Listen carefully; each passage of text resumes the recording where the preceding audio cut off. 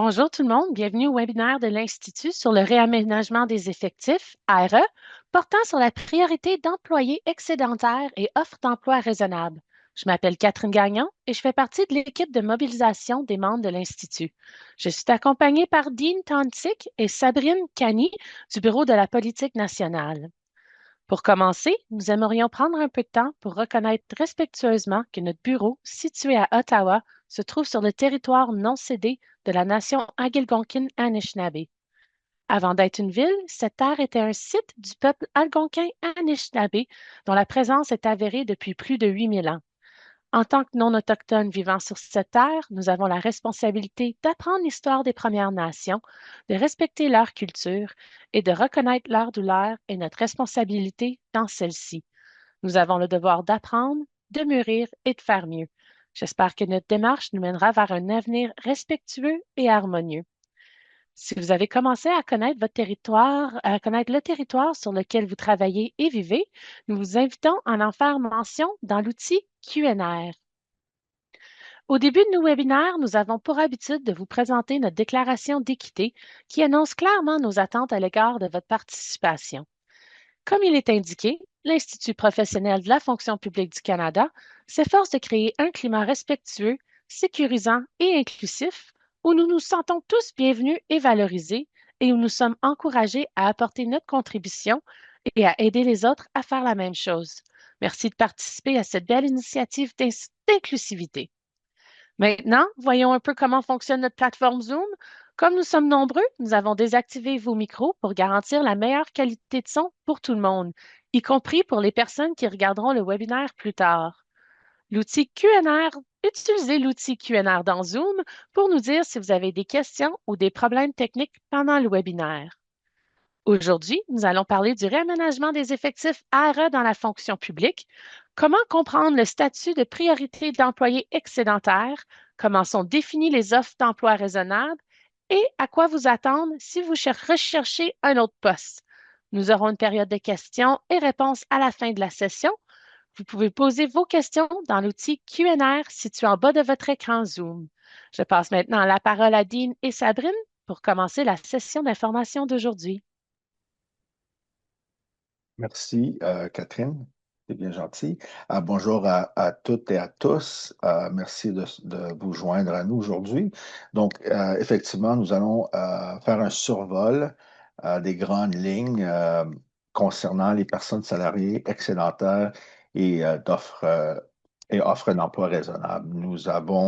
Euh, nous allons consacrer peu près 30 minutes à la présentation et le reste du temps, c'est pour répondre à vos questions.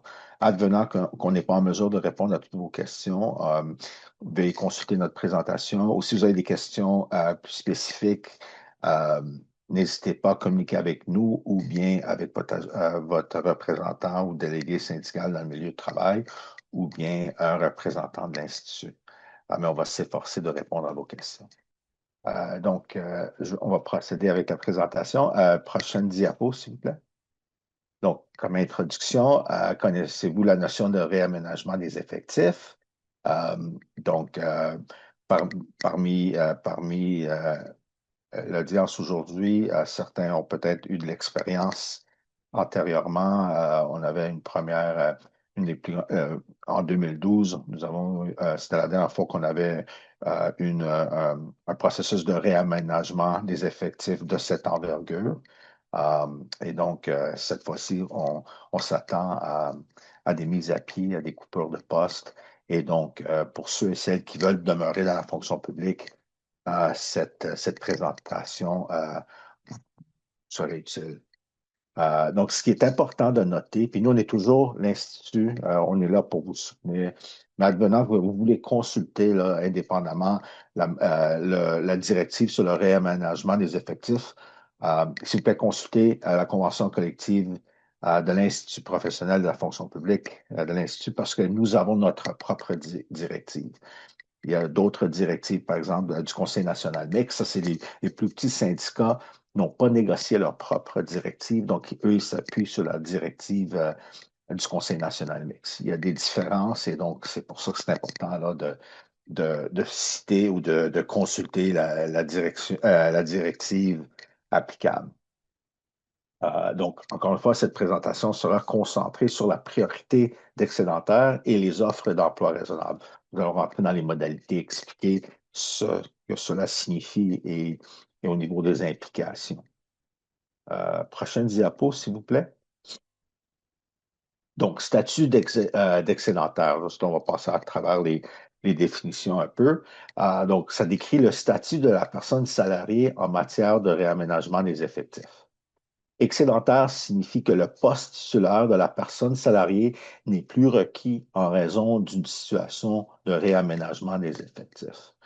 Donc, certains parmi vous ont peut-être obtenu une lettre vous avisant que vous êtes une personne salariée touchée. Et donc, cela ne signifie au niveau de cela, tant que on ne vous offre pas une lettre de garantie d'offre raisonnable, ou bien et on vous déclare excédentaire, ou on ne vous offre pas d'offre de garantie raisonnable, là, vous devenez, parmi les options, vous allez voir, c'est d'avoir le statut d'excédentaire. Donc, le message que je veux passer, c'est que il faut obtenir une lettre officielle du gouvernement vous avisant que soit on vous offre une offre un poste, une offre de garantie raisonnable, et donc votre poste va être vous allez obtenir un poste comparable et donc vous allez maintenir votre statut au gouvernement. Et donc, on passera là, en plus en détail. Donc, euh, encore une fois, la priorité d'excédentaire, il faut rajouter qu'il y a le statut et une priorité, décrit le droit de la personne salariée à d'autres postes dans l'ensemble de la fonction publique fédérale. Un droit légal accordé à la personne salariée pour une nomination prioritaire lorsque celle-ci satisfait aux qualifications essentielles. Donc, nous allons rentrer plus en détail dans ces définitions. Prochaine diapo, s'il vous plaît. Donc, avenue, voie vers le statut d'excédentaire. Donc, il existe deux voies par lesquelles une personne salariée sera déclarée excédentaire. Soit qu'elle reçoit une garantie d'une offre d'emploi raisonnable de l'administration générale. Donc, on vous écrit, on vous avise officiellement, vous êtes touché, mais on va vous offrir une offre de garantie d'offre raisonnable et on vous déclare excédentaire. Ou bien, euh, si vous n'avez pas obtenu d'offre de garantie, d'offre de raisonnable, désolé, euh, vous devenez une personne salariée optante. Donc, vous faites le choix. Donc, euh, ou est réputé choisi. Donc, l'option A. Donc, vous voulez demeurer excédentaire, vous choisissez lorsque vous recevez la lettre, vos options, c'est l'option A que vous voulez choisir si vous voulez demeurer dans la fonction publique.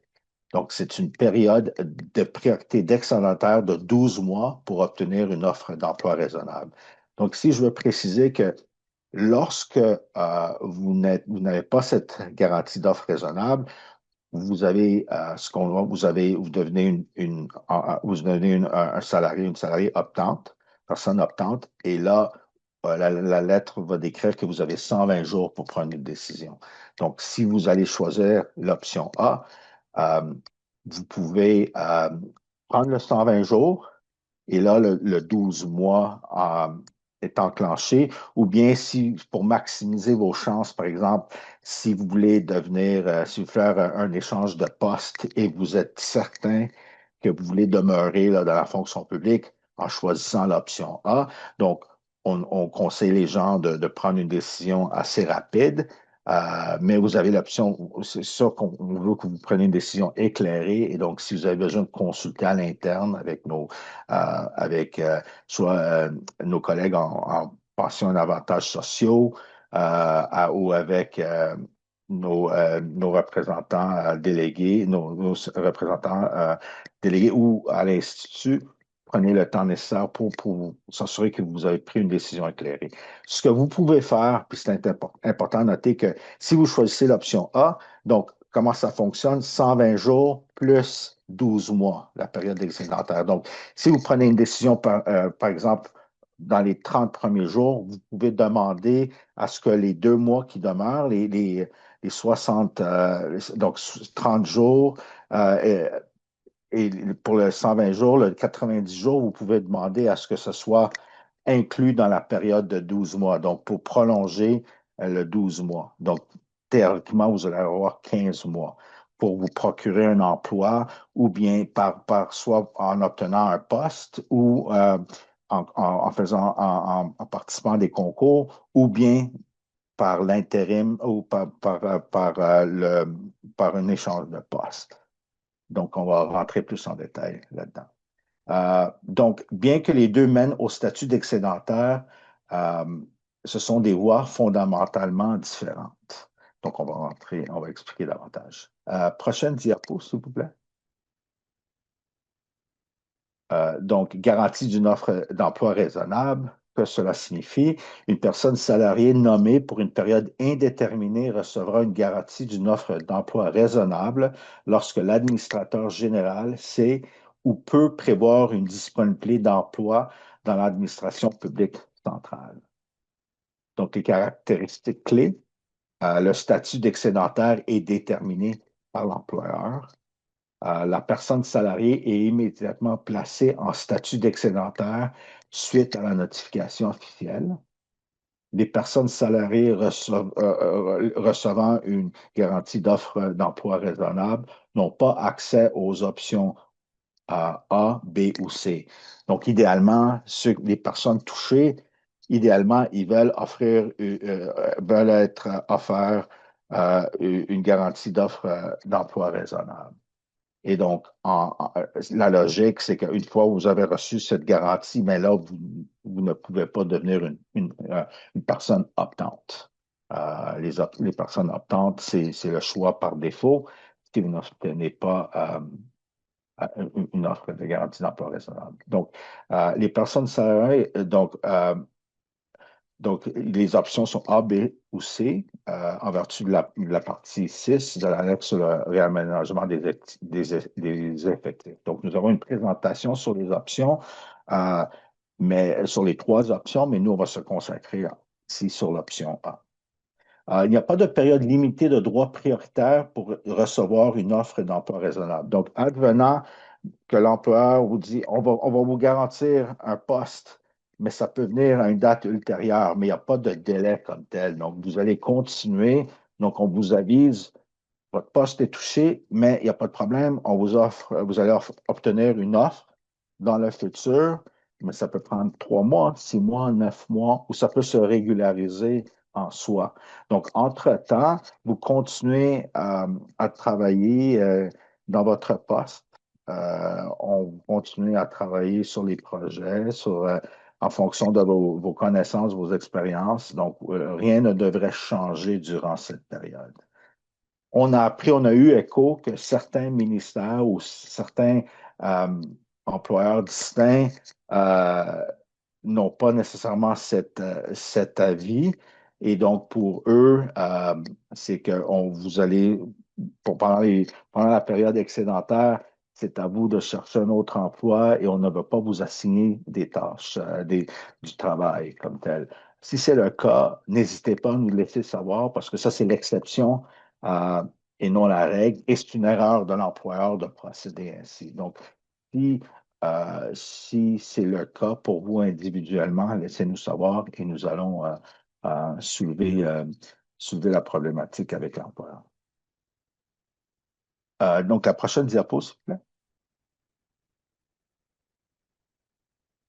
Donc, l'option A, donc encore une fois, c'est une période de priorité d'excédentaire de 12 mois pour obtenir et accepter une offre d'emploi raisonnable. Caractéristique clé, le statut d'excédentaire est choisi par la personne salariée lorsqu'elle sélectionne ou est réputée avoir sélectionné l'option A. Il n'y a aucune garantie qu'une offre d'emploi raisonnable sera faite. La personne salariée a un droit prioritaire limité de 12 mois pour obtenir une offre d'emploi. Donc, c'est le risque. Donc, à l'intérieur des 12 mois, Il n'y a pas, si vous avez choisi l'option A, et après le 12 mois, si vous n'avez pas une offre d'emploi, vous devenez excédentaire et mis en disponibilité en vertu de la législation, en vertu de la loi. Et donc, vous allez vous allez plus travailler, mais vous allez être sur une liste de priorité de 12 mois qui est régie par la Commission de la fonction publique.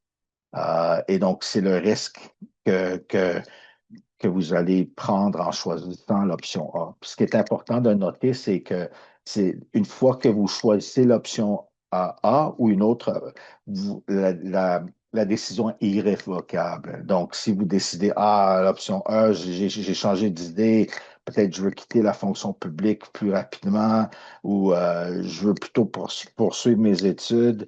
euh, non, c'est l'employeur, à moins qu'il y ait vraiment un changement là, significatif dans votre vie, l'employeur n'acceptera pas un changement de décision.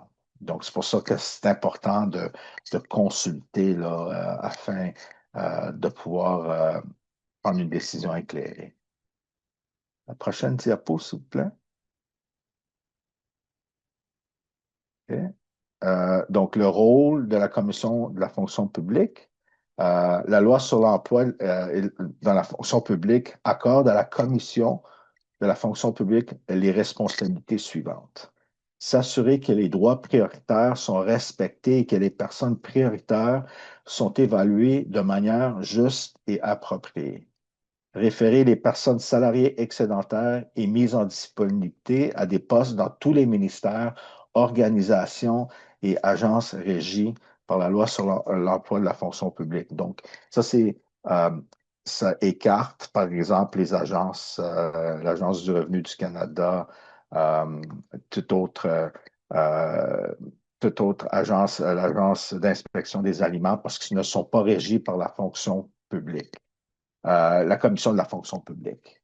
Et donc, ces agences vont être exclues de la liste.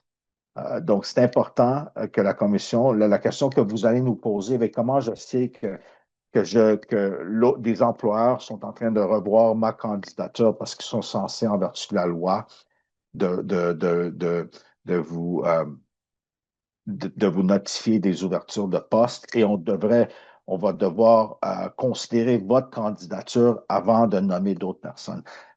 Il n'y a pas de garantie, mais nous, ce que l'on recommande, c'est avec le soutien de l'Institut, on communique avec la Commission de la fonction publique pour s'assurer que votre nom est bel et bien sur la liste et qu'on vous réfère à des postes et que la gestion ou d'autres ministères, la gestion de d'autres ministères ont consulté votre curriculum et on vous a considéré pour un poste. Et donc, c'est la manière dont on contrôle un peu la façon que c'est régi. Prochaine diapo, s'il vous plaît. OK. Et je cède la parole à ma collègue, Sabrine. Oui. Bonjour tout le monde. Donc, on va continuer avec les éléments d'une offre d'emploi raisonnable. Comme une offre d'emploi raisonnable indéterminée dans l'administration publique centrale. Euh, Elle inclut les ministères et les agences aux annexes 1 et 6 de la loi sur la gestion des finances publiques.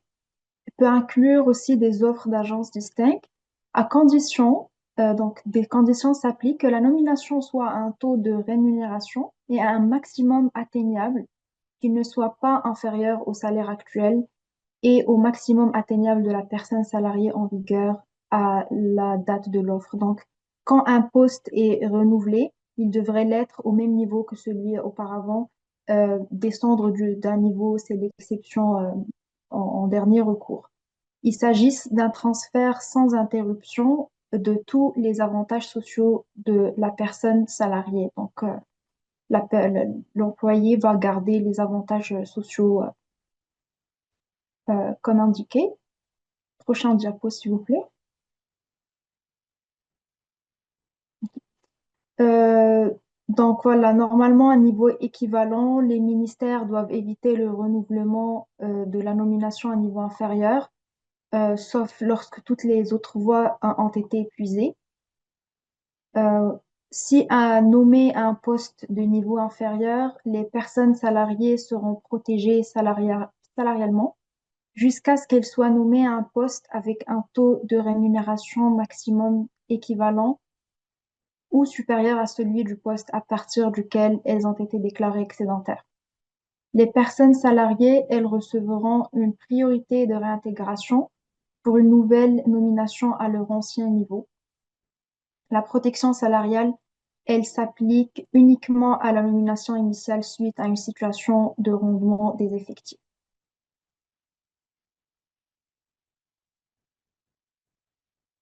Prochain diapo, s'il vous plaît. Donc, si requis, la personne salariée, elle doit être recyclable. Qu'est-ce que cela veut dire? Le recyclable, c'est la responsabilité de la personne salariée et du ministre d'attache auquel l'employé est rattaché.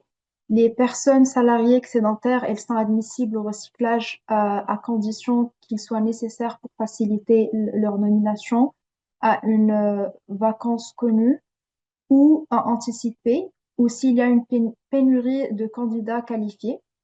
Il n'y a pas d'autres personnes ou à condition qu'il n'y ait pas d'autres personnes prioritaires qualifiées sur la liste prioritaire. Aussi, une personne salariée avec des droits prioritaires d'excédentaire, elle peut avoir droit à jusqu'à 2 ans de recyclage. Donc, c'est les conditions qui s'impliquent au cas où le salarié doit être recyclable. Euh, Prochain diapo, s'il vous plaît.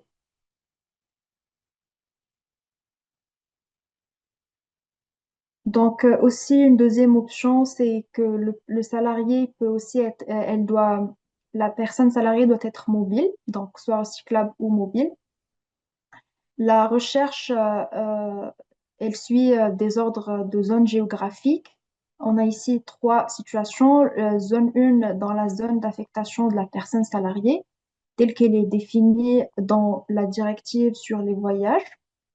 Deuxième zone dans un rayon de 40 km du lieu de travail de la personne salariée ou au-delà de 40 km du lieu de travail de la personne salariée. Aussi, on a les personnes salariées excédentaires qui se réinstallent. Elles seront considérées comme des personnes salariées en réinstallation demandées par l'employeur. Et bien sûr, les coûts associés à la réinstallation et sont à la responsabilité de l'employeur. Je vais laisser la parole à mon collègue Dean pour continuer les autres points. Merci, Sabrine. Ouais. Donc, une autre option, c'est l'échange de poste. Donc, dans le cadre dans vos recherches pour un autre poste, l'échange de poste demeure une option. Donc, l'échange de poste fait référence à un processus par lequel une personne salariée optante qui souhaite rester dans l'administration publique centrale échange son poste avec une personne salariée non touchée. Donc, les critères importants ici sont donc la personne salariée optante. Donc, lorsque vous choisissez l'option A, une façon de vous trouver un autre emploi, c'est en procédant avec un échange de poste. C'est une personne qui veut quitter la fonction publique. Donc, eux, bénéficieront de l'option B ou C, donc avec une mesure de transition. Ils vont obtenir aussi une indemnité de départ et pourront aussi bénéficier de quitter la fonction publique sans pénalité en fonction au niveau de leur régime de pension. Donc, ce qui est essentiel dans le cadre, puis on va rentrer un peu plus dans le détail, euh, dans le cadre d'un échange de poste, donc vous, la personne optante, vous voulez demeurer, donc il y a une plateforme, premièrement, je voulais mentionner que l'Institut a une plateforme pour l'échange de poste. Donc, cette plateforme permet l'échange d'informations. Donc, les gens qui veulent demeurer dans la fonction publique, qui ont été déclarés excédentaires et ont choisi l'option A parce qu'ils n'ont pas eu de garantie d'offre raisonnable d'emploi, vont devoir partager leur information au niveau de leur classification, au niveau de leur profil linguistique, au niveau de leur éducation et au niveau de l'expérience. Parce que pour être en mesure d'échanger un poste avec la personne qui veut quitter, donc la personne salariée non touchée, vous allez devoir rencontrer les exigences de ce poste. Donc, normalement, les exigences essentielles sont le profil linguistique, euh, l'éducation, l'expérience, oui, donc c'est les trois critères. Euh, et donc, donc là, vous allez pouvoir faire du networking, comme on dit. Donc, il y a un poste qui m'intéresse. Là, on va identifier avec une personne qui veut quitter. C'est un bon match. On va informer la gestion. Et donc, il y a des droits et responsabilités de la gestion. On ne peut pas nécessairement, là, ils vont devoir consulter votre curriculum vitae. Ils vont devoir prendre des mesures raisonnables. Par exemple, si vous avez des mesures d'adaptation qu'ils vont devoir prendre en considération dans le cadre d'une offre. Dans ce cas, donc, si vous avez besoin c'est ça, des mesures d'adaptation, l'employeur doit prendre en considération. Normalement, si vous avez des responsabilités au niveau familial, si vous avez des empêchements personnels, euh, si vous avez des, euh, comme des défis au niveau de la mobilité, par exemple, on doit prendre ces mesures en considération. Donc, on doit regarder la personne. Donc, on sait que lorsqu'on identifie un poste, pour éliminer un poste, oui, on regarde le poste, mais quand arrive le temps de combler le poste, ben, on doit prendre en considération les caractéristiques propres de la personne. Euh, donc, euh, Donc, c'est comme j'ai indiqué, la personne salariée doit satisfaire aux exigences du poste dans lequel elle échange. Et l'échange doit entraîner l'élimination permanente du poste. Donc, la personne qui veut quitter, euh, vous allez assumer ce poste-là, mais votre poste de tâche va être éliminé. Comme j'ai indiqué, l'approbation d'un échange de proposé repose sur la direction, mais la direction doit agir doit agir de bonne foi et doit considérer là, euh, sérieusement l'échange, voir si vous rencontrez les exigences. Si vous rencontrez les exigences, il ne devrait pas avoir d'empêchement. Advenant que vous rencontrez des défis à cet égard, laissez-nous savoir parce que la gestion ne peut pas agir de façon discriminatoire, arbitraire ou de mauvaise foi. Donc, on doit s'assurer à ce qu'ils agissent encore là en respectant vos droits et obligations. La prochaine diapo, s'il vous plaît. Donc, on va discuter un peu de la réception d'offres d'emploi raisonnables. Donc, personne salariée accepte l'offre d'emploi raisonnable, mais la situation est résolue. Si nommé un poste de niveau inférieur, la personne salariée est protégée salarialement et placée en statut de priorité de réintégration pour une renomination à l'ancien niveau. Donc, c'est intéressant ici, malgré le fait que, par exemple, si on détermine que l'offre raisonnable qu'on vous a offert est un salaire moindre, donc on parle de protection salariale, ça peut se faire à condition que le salaire correspondant n'est pas inférieur à 6 donc, il peut y avoir un 6 d'écart. Mais cela indique aussi, c'est que malgré le fait que vous êtes dans un poste inférieur, ben, vous bénéficiez de la protection salariale. Euh, vous êtes en priorité pour une nomination à votre ancien niveau et groupe. Ce qu'il faut noter aussi et c'est pour ça que c'est important de prendre en considération l'offre et de consulter, voir si elle est vraiment raisonnable, donc pour s'assurer que les critères sont appliqués, si vos propres caractéristiques sont prises en considération, si vous avez des mesures d'adaptation qui devraient être prises en compte. La gestion doit vous accommoder à cet égard. et on demeure disponible à vous soutenir dans ces démarches. Euh, et donc, c'est un choix. C'est pas idéal, ça se fait. Il y a eu des offres à un niveau supérieur. Donc, vous allez, au niveau de la protection salariale, votre salaire ne change en rien, sauf au niveau des augmentations, les échelons. Donc, ça, vraiment quelque chose à prendre en considération. Parce que dans un poste inférieur, même si vous êtes protégé ou une protection salariale de votre poste d'attache qui est supérieur, vous n'allez pas, si vous êtes vous n'allez pas recevoir les échelons de votre ancien poste, sauf les, les, euh, euh, les augmentations économiques, là, genre le 1%, le 2,% par année. Et ça, c'est jusqu'à temps que votre nouveau poste, euh, se rattrape à votre poste d'attache au niveau des échelons. Donc, ça, c'est quelque chose qu'il faut prendre en considération. Donc, advenant que la personne salariée refuse l'offre d'emploi raisonnable, elle est mise en disponibilité, mais pas avant 6 mois à compter du début de la période excédentaire. Donc, advenant, vous êtes en période excédentaire 12 mois et à l'intérieur d'un mois, on vous offre un poste dont vous jugez non raisonnable. Par exemple, on vous demande de vous déplacer, là, vous restez au Québec, euh, vous restez dans la région à Sherbrooke et on vous demande et on vous offre un poste d'emploi raisonnable au Saskatchewan.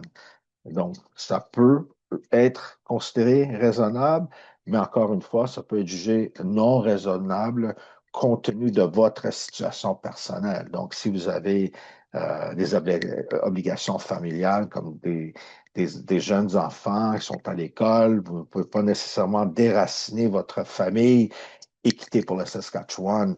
Euh, si vous avez des obligations envers vos parents ou d'autres, ou vous avez des problèmes, ou vous avez des mesures d'adaptation qui sont propres à vous, par exemple, vous n'êtes pas en mesure de vous déplacer parce que il y a des enjeux au niveau de votre mobilité. Votre mobilité est restreinte, par exemple. Donc là, vos droits fondamentaux, là, au niveau de la Charte canadienne des droits et libertés, rentrent en ligne de compte. Donc, le devoir d'adaptation est omniprésent. Et donc, l'offre peut être jugée non raisonnable. Donc, l'avis de mise en disponibilité d'un mois requis, donc on doit vous aviser un mois avant de votre mise en disponibilité. Et, la mise en disponibilité ne peut pas être plus tôt que 6 mois à compter du début de la période excédentaire. Donc, on ne peut pas, là, après un mois, le fait que vous avez refusé une offre d'emploi raisonnable, l'employeur ne peut pas vous mettre en mise en disponibilité. Ils doivent attendre au moins 6 mois pour le faire. Euh, donc, vous êtes considéré comme mise en disponibilité au fin de l'indemnité de départ. Donc, advenant que vous n'obtiendrez pas un poste permanent, un poste d'offre raisonnable, vous allez avoir droit à une indemnité de départ. Prochaine diapo, s'il vous plaît.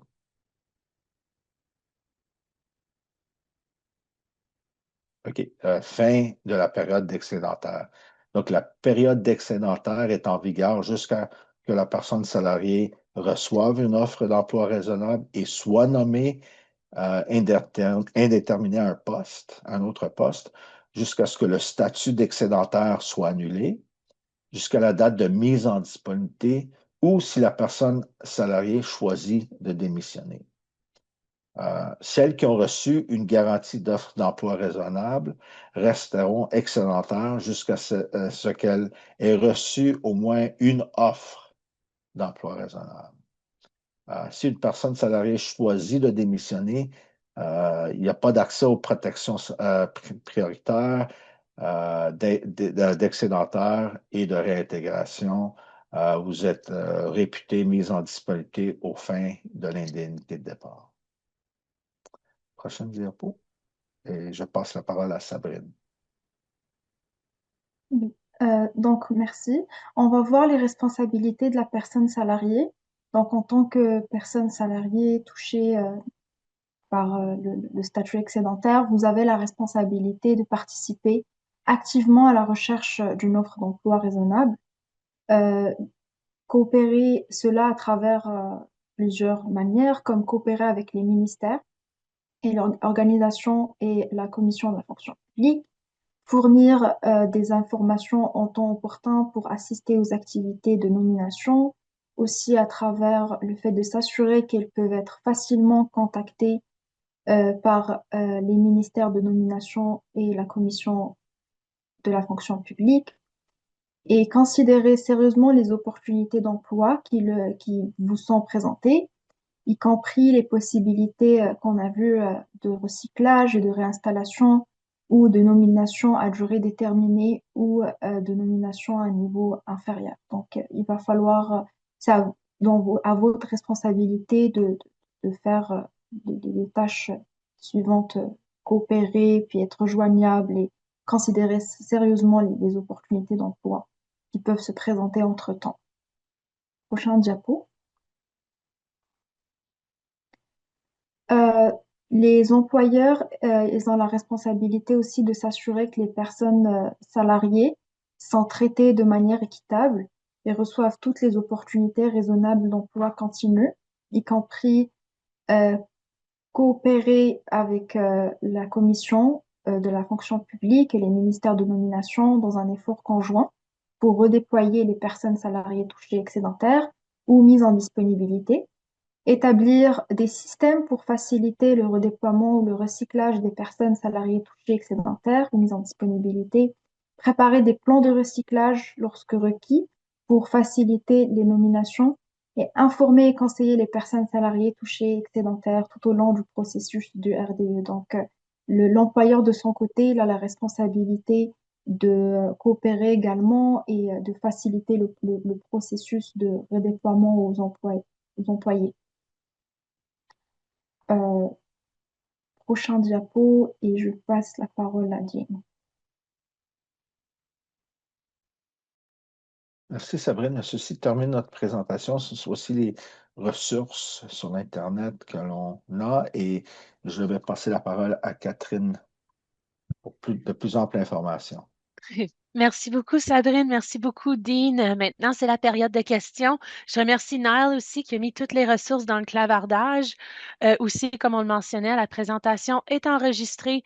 Celles des semaines antérieures aussi ont été enregistrées. Vous pouvez trouver ça sur notre site web. Celle d'aujourd'hui, ça va prendre peut-être une semaine avant que ça soit affiché. Sans plus tarder, passons aux questions. Si vous avez des questions, vous pouvez utiliser l'outil Q&R dans Zoom. On va passer à travers le plus de questions possible. Si on n'a pas assez de temps pour répondre à toutes les questions, notre information de contact est dans le clavardage. Première question.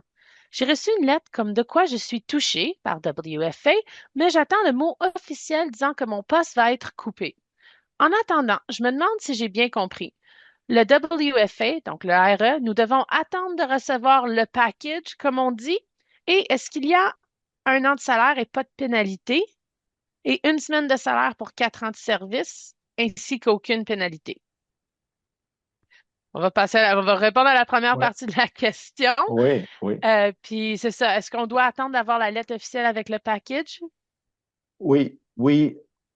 Dépendamment, lorsque vous recevez une lettre indiquant que votre poste peut être affecté, que vous êtes une personne touchée, euh, il n'y a pas il y a pas d'action de votre part à prendre tant que l'employeur, la gestion ne prenne une décision. Puis ils vont dire, OK, votre poste est touché, mais ça peut être de façon indéfinie.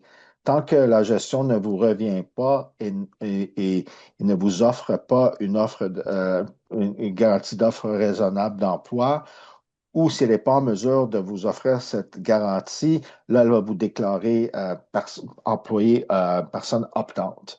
Donc, il faut attendre une décision officielle de l'employeur.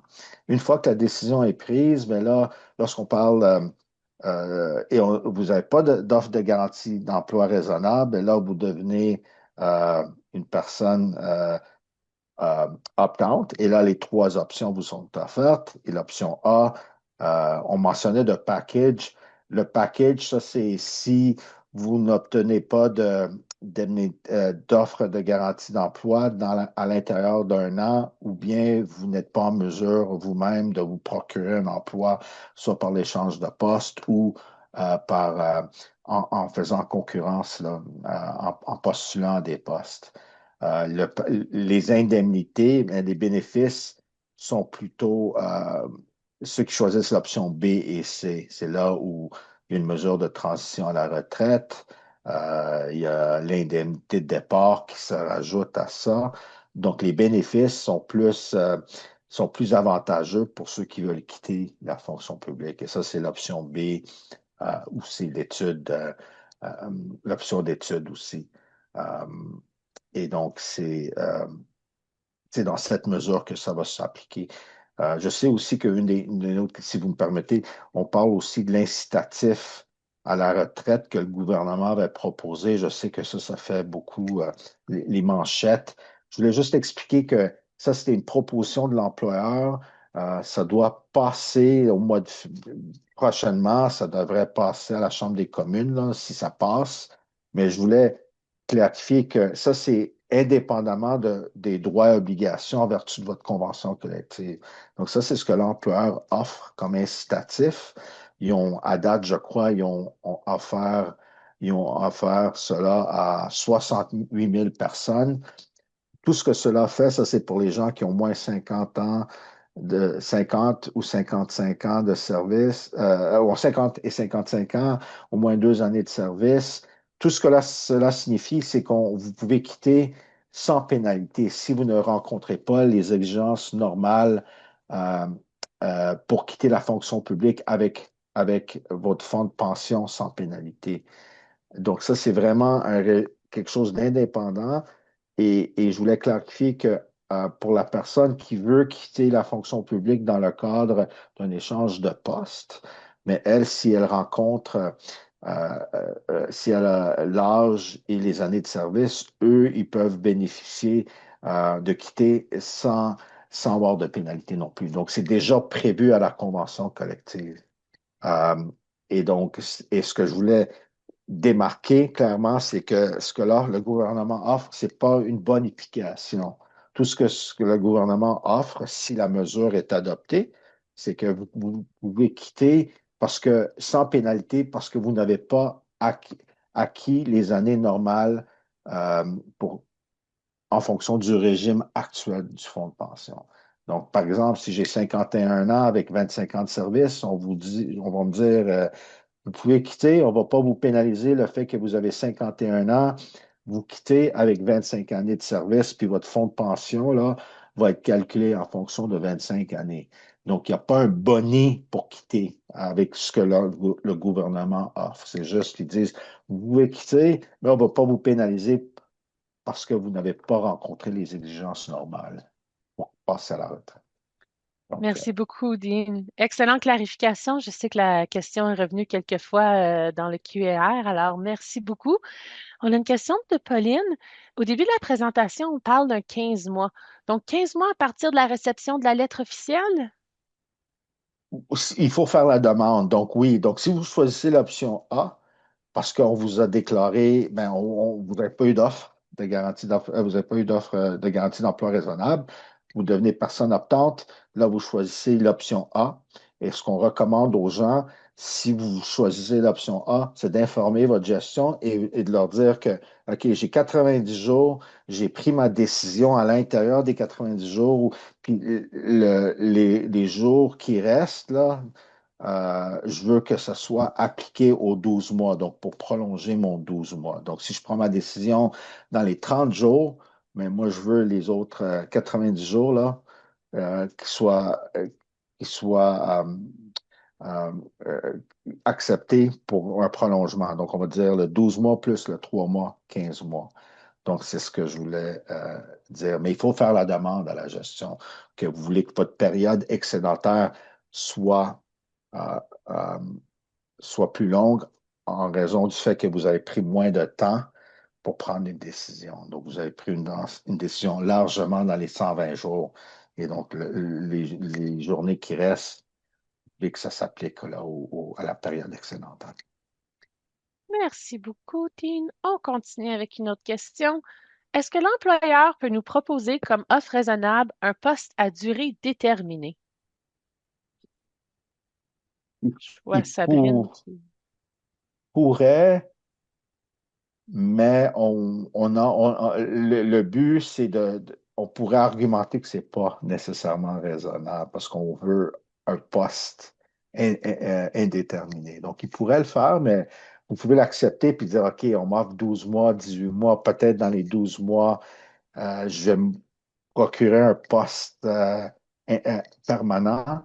Donc, ça peut être jugé raisonnable. Donc, ils peuvent le faire, mais c'est à vous on pourrait argumenter que c'est pas nécessairement raisonnable compte tenu des circonstances, dépendamment de votre situation particulière. Mais ultimement, le but, c'est d'obtenir un poste indéterminé.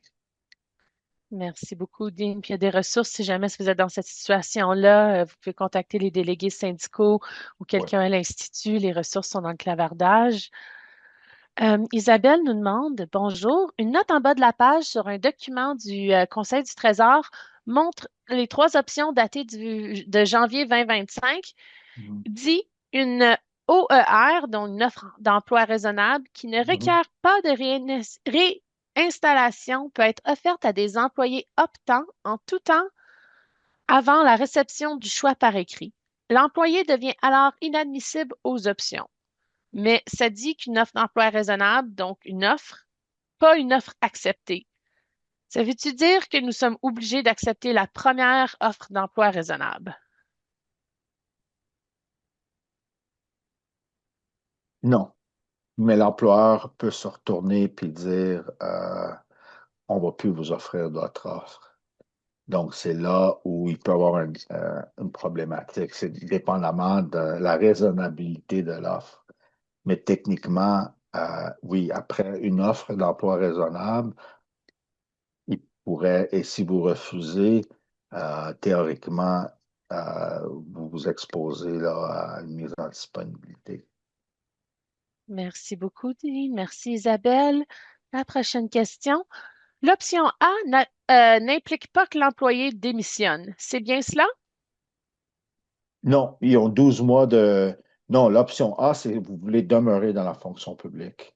Donc, option A implique que vous choisissez au moins 12 mois d'être retenu dans le but là, de vous procurer un poste indéterminé, soit par vos propres démarches ou bien par le biais d'une offre raisonnable de l'employeur. Donc, c'est pas suffisant de dire à l'employé, puis on a entendu écho de cela, puis c'est pas acceptable que l'employé, c'est votre responsabilité, vous avez 12 mois, vous procurez un emploi, c'est à vous de le faire. Oui, on encourage les gens à prendre un rôle actif, mais il revient à la gestion de s'assurer qu'ils ont pris toutes les mesures raisonnables et les efforts raisonnables pour vous offrir un poste. Euh, donc, c'est important de le noter parce que nous, certains ministères, heureusement, c'est l'exception et non la règle, vont dire on ne va pas vous assigner d'autres tâches. Votre job, c'est de vous trouver un poste dans les 12 mois. Mais c'est pas la directive dit le contraire. C'est à l'employeur de s'assurer qu'ils ont pris les mesures nécessaires. Et pendant les 12 mois, vous continuez à travailler, à offrir des prestations, on continue à vous assigner des tâches en fonction de votre poste d'attache et non vous ranger essentiellement sur une tablette et vous dire que, ben non, c'est à vous là, de vous procurer un emploi. Moi, je m'en lave les mains. Donc, non, si ça se produit, laissez-nous savoir parce que c'est vraiment une violation euh, de la directive et de la convention collective là, dans son sens large. Merci beaucoup pour la question. Merci pour la clarification, Dean. La prochaine question. Est-ce que nos années de service s'accumulent pendant notre année excédentaire? Oui. Peut-on décider? Oui, parfait. Puis peut-on décider de partir à la retraite pendant cette période?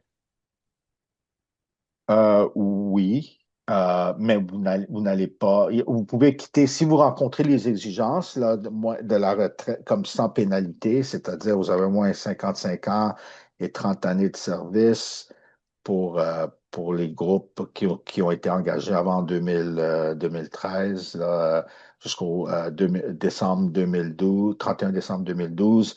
Ça, c'est la catégorie 1. Puis la catégorie 2, on sait qu'on a ceux qui sont engagés à compter du 1er janvier 2013, mais eux, ils vont devoir attendre 5 années de plus pour pouvoir prendre une retraite sans pénalité. Mais pour répondre à votre question, si vous rencontrez là, les exigences, vous pouvez quitter, oui, à la retraite quand vous le désirez.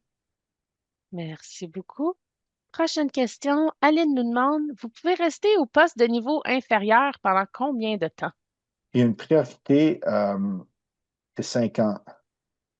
C'est 5 ans de priorité. Donc, au bout de 5 ans, malheureusement, si vous n'êtes pas, si on ne vous offre pas un poste, ben là, vous n'avez plus de priorité. Votre poste va demeurer en protection salariale, mais vous perdez la priorité. Merci beaucoup. Et puis, Serge nous demande, dans le cas où un programme de départ volontaire est offert et que l'employé décide d'y participer et Mhm. il est accepté, mais Ouais. quelle est la date la plus hâtive que cet employé peut être mis en disponibilité? Mais si vous avez accepté là, ben là, vous bénéficiez, si vous êtes accepté au programme de départ volontaire, on sait que les critères, c'est qu'au moins 5 personnes sont touchées, affectées dans la section, l'organisation. Et là, s'il y a plus de gens qui se portent volontaires que des postes à couper, mais là, on va aller sur l'ancienneté. C'est le seul temps dans la fonction publique où l'ancienneté est prise en considération.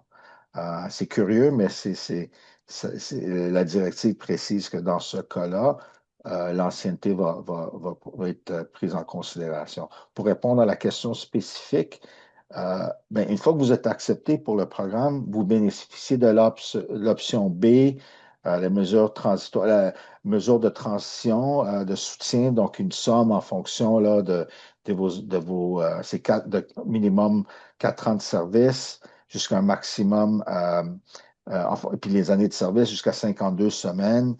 Et dépendamment encore, peut-être vous allez avoir accès à l'indemnité de départ qui se rajoute à ça. Donc, si vous êtes accepté, vous allez bénéficier là, de la mesure de transition de soutien. Donc, il n'y a pas de mise en disponibilité euh, comme telle. Merci beaucoup, Dean. Christian nous demande une clarification. S'il vous plaît, confirmez. Lorsque l'employé choisit l'option A, il devient Mhm. sans salaire pour peut-être 12 mois jusqu'à ce qu'il ait reçu une et accepte une offre d'emploi raisonnable. Donc, pour une fois option A, vous êtes garanti un salaire de 12 mois. OK. Et donc, pendant ce 12 mois, vous dites, OK, je veux rester dans la fonction, je veux prendre le 12 mois, je continue à travailler, on me rémunère au même salaire, mes conditions en place sont maintenues. Euh, c'est à la suite du 12 mois, là, si vous avez plus si vous n'avez pas reçu de garantie d'offre ou si vous n'êtes pas en mesure de vous procurer un autre poste, là, vous allez être en congé sans solde avec une priorité de 12 mois pour réintégration. Donc, les premiers 12 mois, vous êtes payé, vous continuez à travailler, mais à la suite, à la fin de la période de 12 mois, c'est là où vous devenez une personne prioritaire pendant 12 mois. Et à la fin du 12 mois, malheureusement, si vous n'avez pas de poste, si vous n'êtes pas en mesure de vous procurer un autre emploi, euh, vous allez être mis en disponibilité. Puis je sais que c'est une question qui revient souvent, Dean. Après le premier 12 mois, est-ce que les gens sont admissibles au chômage? Oui, OK, oui, oui, ils sont admissibles. Et donc, et même les gens qui reçoivent une mesure de transition de soutien ou l'indemnité de départ, on encourage les gens de consulter Service Canada parce que ces montants pourraient être réduits là, au niveau du chômage. Mais clairement, pour les gens qui n'ont pas eu d'offre de garantie raisonnable parce que c'est un départ involontaire, non? Donc, vous aurez droit au chômage. Et donc, si à l'intérieur du 12 mois, euh, moi, je recommanderais aux gens de ne pas attendre, là. Après les 12 mois de salaire, si vous tombez sur la liste de priorité sans salaire, faites une demande pour le chômage. Puis, si vous obtenez un poste à l'intérieur de cette période, mais là, OK, vous allez peut-être devoir rembourser, mais c'est important d'avoir quelque chose qui va rentrer. Donc, oui, vous serez admissible au chômage. Merci beaucoup. On a encore le temps pour quelques questions. La prochaine, peut-on échanger de poste durant la période de VDP? Oui, Oui, oui. parfait. Et puis une autre, si une personne non affectée avait déjà euh, fait part de sa retraite, est-ce qu'on peut faire un échange de poste avec elle ou ce n'est pas possible? Retraite prévue avant le WFA, avant l'ARE. Ça dé- non, c'est une bonne question. Dépendamment, euh, dépendamment de la durée, si votre euh, généralement, la réponse est non, mais ça dépend s'il reste des mois, dépendamment quand est-ce que vous quittez, puis si vous êtes en mesure de vous trouver un autre poste. Mais la règle générale, c'est non. Vous allez devoir respecter les modalités de votre entente de pré-retraite. Merci. Yannick nous demande concrètement comment se fait cette communication avec la gestion? Qu'est-ce qu'il faut faire et mettre dans la lettre? Ça, c'était la Donc, fin la de la communication, présentation. ben, la gestion puis les règlements ont changé en vigueur depuis janvier 2025. Donc, euh, on doit vous offrir, on doit vous indiquer par écrit que votre poste est affecté, euh, que, que oui ou non, vous allez recevoir une garantie d'emploi raisonnable. Sinon, ben voici vos options si on vous déclare excédentaire. Donc, ça doit être consigné par écrit et ça doit être une lettre officielle là, de la gestion.